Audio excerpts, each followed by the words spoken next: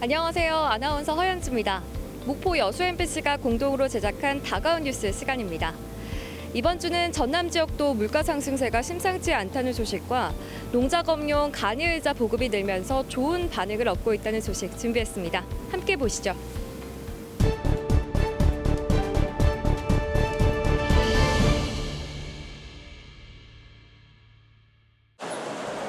여수의 한 전통시장. 대형마트나 집 앞 슈퍼보다 조금이라도 저렴하게 장을 보려는 주부들의 발길이 부쩍 늘었습니다. 하지만 막상 시장을 둘러보다 보면 표정은 금세 어두워집니다. 가파르게 상승하고 있는 물가 때문입니다. 살 게 없어요. 물가는 오르는데 정말 피부에 와 닿는 것은 뭐 살 게 없다. 앞으로도 계속 오를 것 같다. 비싸다로 하지요. 하지만은 이제 하도 물가가 우리 것만 오른 것이 아니고 전체적으로 다 올라 있으니까. 식료품 가운데 고기값이 많이 올랐습니다. 삼겹살 가격은 불과 4개월 만에 100g당 2,990원에서 3,640원으로 21% 가까이 올랐고 양배추 가격도 지난해에 비해 40%가량 치솟았습니다. 생물 갈치도 지난 2월 100g당 5,990원 선에서 이번 달엔 7,990원으로 25% 상승했습니다. 특히 지난해보다 가장 많은 상승폭을 보인 품목은 경유와 등유였습니다. 실제로 정부의 유류세 보조에도 지난달 전남 지역 경유 주유소 판매 평균값은 리터당 1,964원으로 지난해에 비해 47% 상승했고 휘발유는 리터당 1,968원으로 21% 올랐습니다. 호남 통계청에 따르면 지난달 전남 지역 소비자 물가 지수는 108.53. 지난해와 비교하면 6.2% 상승했는데 특히 올 초 들어서는 달마다 1%씩 급격히 상승하고 있습니다. 호남지방통계청은 지난 2008년 금융위기와 IMF 이래 가장 높은 물가 상승폭을 보이고 있다고 설명했습니다. 국제 유가와 국내 소비자 물가의 그래프가 같이 움직이는 걸로 분석되었습니다. 국제 유가와 국제 곡물가 상승의 주요 원인이라 하겠습니다. 러시아 우크라이나 전쟁 이후 국제 정세와 맞물려 하루가 다르게 치솟고 있는 지역 물가. 정부도 당분간 물가 인상에 대한 뚜렷한 해법을 찾지 못할 것이라는 예상과 함께 다음 달부터는 가스와 전기 요금까지 줄줄이 오를 예정으로 있어 서민들의 한숨만 갈수록 커지고 있습니다. MBC 뉴스 강서영입니다. 망치가 끈을 칠 때마다 죽은 통나무에 생명이 되살아나기 시작합니다. 거대한 몸집, 무서우면서도 익살스러운 표정의 얼굴이 새겨집니다. 예부터 마을이나 절 어귀에 세워져 수호신과 이정표 역할을 했던 장승입니다. 정덕근 선생이 장승 깎기에 나선 것은 30여 년 전. 농촌이 쇠락하면서 풍년과 평안을 기원하는 장승도 함께 사라지는 게 안타까워 끌을 들었습니다. 저 스스로 지금까지 연구하고 갈고 닦은 것이 지금까지 온 것 같습니다. 하루가 다르게 세태가 변하지만 장승을 만드는 나름의 원칙은 수십 년 동안 변함이 없습니다. 엄하게 가르침을 주는 그런 장소로 만들고 그렇기 때문에 저 같은 경우는 전통 장승을 지금까지 이어오고 있습니다. 지금까지 만든 장승만 400여 쌍. 전국 각지에서 찾을 만큼 유명세를 탔지만 지금은 주문도 관심도 줄어들고 있습니다. 전통 장승의 명맥이 본인에 대해서 끊어지지 않을까 하는 걱정에 잠을 이루지 못하고 있습니다. 이 장승으로만 계속 하여튼 맥을 이어가도록 전통을 이어가는 데 또 노력하겠습니다. 30년 외길을 묵묵히 걸어온 정덕근 선생. 나무에 생명을 불어넣는 끌질에는 여전히 힘이 넘치고 있습니다. MBC 뉴스 문현철입니다. 해남군의 단호박 재배 농장입니다. 공중에 매달린 단호박을 농민들이 쪼그리 앉아 수확하고 있습니다. 한 번 시작하면 1시간 이상 앉아 있어야 하지만 무릎 등 관절의 통증은 크게 줄었습니다. 쪼그리로 불리는 농작업용 간이 의자 때문입니다. 의자처럼 앉아가지고 편하게 작업할 수 있어서 이게 가장 편하고 일단 무릎에 통증이 없어요. 다리에 끼워 사용하던 기존 간이 방석과는 달리 허리벨트에 간단히 장착해 이동과 편의성을 높인 제품도 개발됐습니다. 농가들이 기존 사용하는 편지 의자보다 작업 효율성이 편리성이 매우 높다고 이렇게 해서 농작업하는데 큰 도움이 되고 있습니다. 농작업용 편의의자 쪼그리의 근골격계 질환 예방 효과가 알려지면서 올해부터 보급 사업은 더욱 확대되고 있습니다. 농기계 보급과 같은 차원에서 지자체와 농협이 비용의 90%를 지원하고 농가 부담은 10%인 1,500원으로 낮췄습니다. 보조를 지금 주고 있습니다. 그래서 보조 사업을 지금 하고 있어서 2년부터 지금 시작하고 있거든요. 금년도도 할 계획입니다. 3년 전 여성 농업인 단체의 요청으로 시작된 편의의자 보급 사업이 농도 전남의 농업인 건강을 지키는 효자 역할을 하고 있습니다. MBC 뉴스 신광하입니다.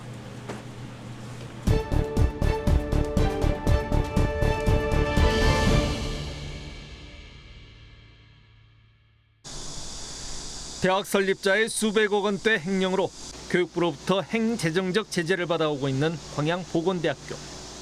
올해 신입생이 40여 명에 그치면서 전체 입학 정원의 10%에도 미치지 못했습니다. 대학의 기본적인 운영비조차 감당하기 어려운 상황입니다. 교직원들은 지난 2018년 10월부터 4년여째 월급을 제대로 받지 못하고 있습니다. 밀린 임금에 이자까지 더하면 80억여 원에 이를 것으로 추산되고 있습니다.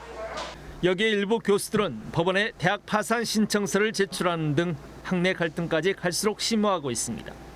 광양 한려대에 이어 보건대의 폐교 가능성까지 언급되고 있는 가운데 최근 새로운 회생 가능성에 작은 불씨가 살아나는 분위기입니다. 지역에 견실한 한 중견기업이 대학 인수를 긍정적으로 추진하고 있는 겁니다. 대학 측도 이사회를 열어 이 중견기업을 공식적으로 재정기업 우선협상 대상자로 선정했습니다. 조만간 교육부에도 관련 서류를 갖추어 승인 요청 공문을 접수할 계획입니다. 9월, 10월 중에는 교육부로 올라갈 것 같습니다.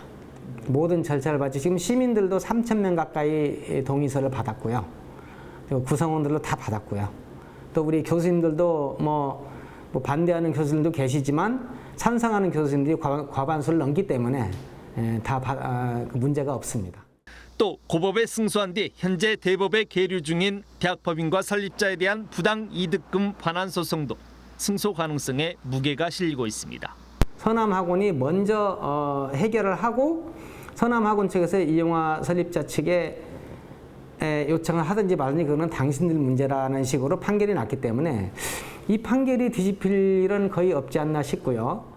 광양 한려대에 이어 벼랑 끝 폐교 위기에 놓인 광양보건대학교. 대학 정상화를 위한 사실상 마지막 희망이 될 재정기업 우선협상 대상자에 대해 교육부가 앞으로 어떤 판단을 내릴지 지역사회가 주목하고 있습니다. MBC 뉴스 김지입니다. 초등학교의 법정 수업 일수는 연간 190일. 코로나19 이전에는 가정의 주도로 이뤄지는 교회 체험학습 허용 범위가 열흘 남짓이었습니다. 그런데 코로나19가 발생한 2020년 40일, 또다시 57일까지 확대됐습니다. 집단 생활로 방역 위험이 큰 학교 대면 수업 대신 가정학습 개념이 도입되면서 권장됐기 때문입니다.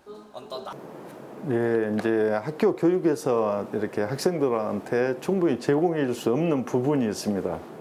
그것은 부모님들께서도 굉장히 관심을 많이 갖고 진로라든가 또 학습 분야를 이렇게 참여를 많이 하고 계십니다.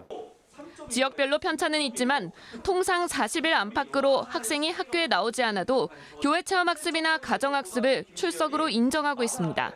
학교 주도로 이뤄지는 체험활동은 일정, 이동수단, 숙박 등의 상세 계획이 각종 심의를 거쳐 결정되는 반면 가정의 교회 체험학습은 상세한 정보를 요구하지 않고 있습니다. 그것을 긍정적으로 받아들이는 학부모가 있으면 좋은데 하나에 좀 껄끄럽게 생각해. 이건 내가 못 믿어서 학교에다 해야 되나? 교원단체는 체험학습이 취지와 달리 장기 여행 목적으로 변질됐다고 꼬집으며 체험학습 폐지의 필요성까지 언급하고 있습니다. 실종됐다 숨진 채 발견된 조양의 경우에도 불과 이틀 뒤부터 시작되는 체험학습 일정이 승인됐고 행선지 제주는 사실이 아니었습니다. 물론 교권이 위축된 상태에서 부모들의 계획을 꼼꼼히 들여다보는 건 비현실적입니다. 정상적인 방법으로 저희가 가족들끼리 이렇게 현장 교회 체험학습 하려고 하는데 왜 이렇게 반려를 하느냐, 승인을 안 해주냐, 이것도 상당한 일이 있을 수 있죠. 부모가 자녀를 보호하고 돌보는 교회 체험학습을 학교가 확인하도록 하는 것은 과도하다는 주장도 일부 교육계에서 나오고 있습니다. 하지만 학교가 가정의 체험학습을 맡긴 이후 방임과 가정폭력, 부모의 선택에 의해 돌이킬 수 없는 결과로 이어지기도 합니다. 당장 체험학습 중 안전 확인 의무 주체를 놓고 교육부는 학교 당국에, 교원단체는 학부모에게 맡겨야 한다며 입장차를 보이고 있습니다. 취지와 목적을 상실한 현재의 교회 체험학습 제도에 대한 재논의는 불가피해 보입니다. MBC 뉴스 양정은입니다. 여수 백리 섬섬길은 돌산읍에서 화양면을 거쳐 고흥으로 이어지는 11개의 연륙 연도교와 해안 접속도로에 붙여진 이름입니다. 총 연장은 39km. 현재 7개의 교량은 이미 운행 중이고 나머지 4개의 교량도 2028년에 완공될 예정입니다. 특히 이 길은 도로 주변의 해안 경관과 함께 교량 박물관이라 불릴 만큼 아름다운 구조물이 더해져 벌써부터 전국 최고의 드라이브 코스로 각광받고 있습니다. 하지만 아직까지 국내법상 도로는 교통 인프라 기능만으로 규정돼 있습니다. 도로를 바라보는 어떤 시각이 이동성과 편의성 중심으로 돼 있어서 훌륭한 관광 자원을 활용하지 못하는 측면이 있습니다. 관광도로 개념이 도입되면 전국 각지의 아름다운 도로들이 미국이나 노르웨이, 독일 등 외국의 사례들처럼 우수한 관광 자원으로 활용될 수 있습니다. 때문에 이 법안이 통과되면 전국의 지자체들이 국내 첫 관광도로 지정을 받기 위해 경쟁적으로 나설 가능성이 높습니다. 김 의원은 특히 여수 백리 섬섬길을 제1호 관광도로로 지정받는 방안을 적극 추진하고 있습니다. 이미 국토교통부에는 여수 백리 섬섬길을 관광도로 1호 도로로 지정을 해달라고 법안 협의를 하면서 요청을 해놓은 상태고요. 여수시도 최근 여수고흥간 연륙연도교 개통 이후 급증하는 관광객 추이로 볼 때 이 같은 관광도로 도입을 적극 반기는 분위기입니다. 관광도로 지정 관련 법령이 개정되면 법령 개정 취지에 맞게 관광도로 대상지를 조사할 계획입니다. 돌산에서 고흥까지 11개의 해상 교량과 연계해서 관광도로 지정을 검토하겠습니다. 여수 백리 섬섬길이 명실상부한 남해안의 대표 관광도로가 되기 위해 앞으로 여수시와 정치권, 지역사회의 관심과 협력이 과제로 남았습니다. MBC 뉴스 최우식입니다.